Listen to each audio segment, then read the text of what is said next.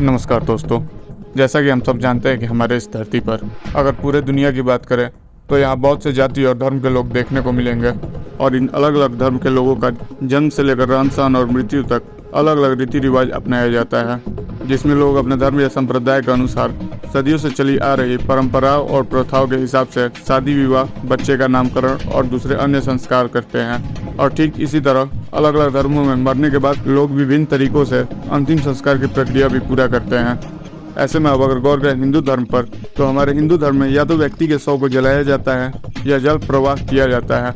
जबकि इस्लाम और ईसाई धर्म में व्यक्ति के शव को दफनाने का रिवाज अपनाया जाता है।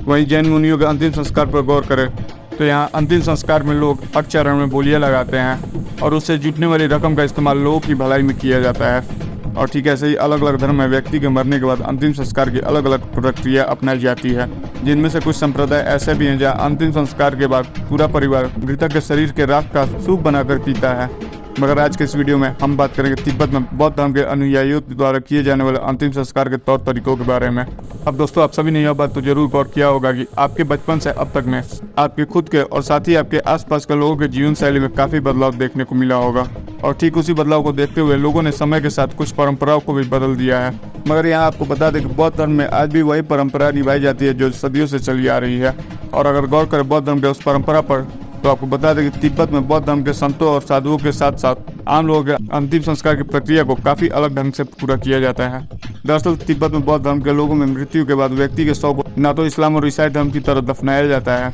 और न ही हिंदू धर्म की तरह जलाया जाता है। अब यहाँ आगे की जानकारी शायद आपके मन को विचलित कर दे, मगर आपको बता दें कि तिब्बत में बौद्ध धर्म में किसी भी व्यक्ति की मृत्यु होने पर उसके शव को सबसे पहले काफी ऊंची जगह पर ले जाया जाता है। अब यहाँ आपके मन में शायद यह सवाल उठता हो कि शव के साथ ऐसा व्यवहार क्यों। तो ऐसे में आपको बता दें कि बौद्ध धर्म के लोगों का कहना है कि उनके यहाँ अंतिम संस्कार की प्रक्रिया आकाश में पूरी की जाती है, जिस वजह से शव को बहुत ऊंची चोटी पर ले जाया जाता है। आपको बता दें कि तिब्बत में बौद्ध धर्म के अनुयायियों के अंतिम संस्कार के लिए पहले से ही जगह मौजूद होती है, जहाँ शव के पहुँचने से पहले ही बौद्ध भिक्षु, जिन्हें लामा कहते हैं, वे अंतिम संस्कार की जगह पर पहुँच जाते हैं, जहाँ शव को ले जाकर स्थानीय परंपराओं के मुताबिक पूजा की जाती है।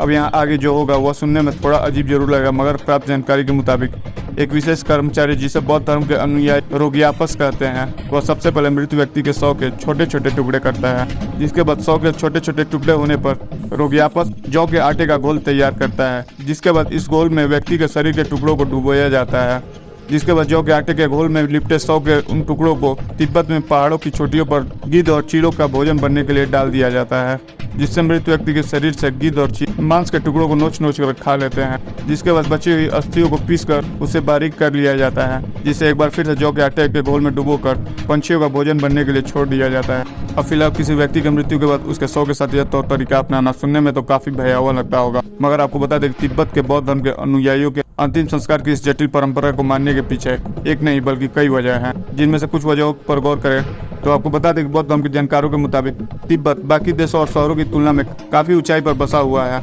जिस वजह से तिब्बत में पेड़ काफी मुश्किल से पनप पाते हैं। और चूंकि यहाँ पेड़ की संख्या काफी कम है, ऐसे में शव का दाह संस्कार करने के लिए लकड़ियों को इकट्ठा करना भी काफी मुश्किल काम होता है, जिस वजह से तिब्बत में शव को जलाया नहीं जाता है। अब कुछ लोगों के मन में यह सवाल उठता होगा कि तिब्बत में शव को जलाया नहीं जा सकता तो दफनाया तो जा सकता है, मगर यहाँ आपको बता दें कि तिब्बत की जमीन काफी हद तक पथरीली है, जिस वजह से यहाँ कब्र के लिए गहरा गड्ढा खोदना भी बेहद मुश्किल काम है। और ऐसी ही कुछ चुनौतियों के कारण तिब्बत में लोग अंतिम संस्कार के लिए यह अजीब परंपरा अपनाते हैं। आपको बता दें कि बौद्ध धर्म में शव का इस तरीके से अंतिम संस्कार करने के पीछे कुछ मान्यताएं भी हैं, जिनमें से एक मान्यता के मुताबिक बौद्ध धर्म में मरने के बाद मृत व्यक्ति के शरीर को खाली बर्तन माना जाता है। इसके अलावा ऐसा माना जाता है कि शव के छोटे छोटे टुकड़े काटकर पंछियों को खिलाने से पंछियों को संतुष्टि मिलती है, जिस वजह से मृत व्यक्ति का भी भला होता है। और आपको बता दें कि तिब्बत के बौद्ध धर्म में होने वाले इस अंतिम संस्कार की पूरी प्रक्रिया को आत्म बलिदान कहा जाता है।